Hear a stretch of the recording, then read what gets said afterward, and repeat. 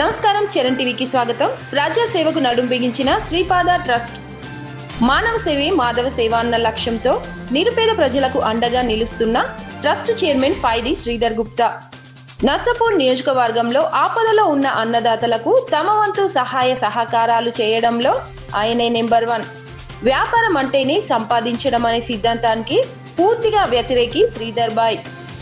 రైతుల కష్టాల్లో పాలు పంచుకుంటూ సొంత ఆస్తులను అమ్ముకొని ప్రజలకు పంచడం ఆయన నైజం.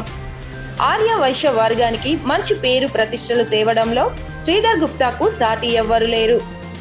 నర్సాపూర్ నియోజకవర్గంలో ఉన్న ప్రతి గ్రామంలో దేవుళ్ల ఆలయ నిర్మాణానికి ఆర్థిక సహాయం చేసిన ఘనత శ్రీపాద ట్రస్ట్కే దక్కుతుంది.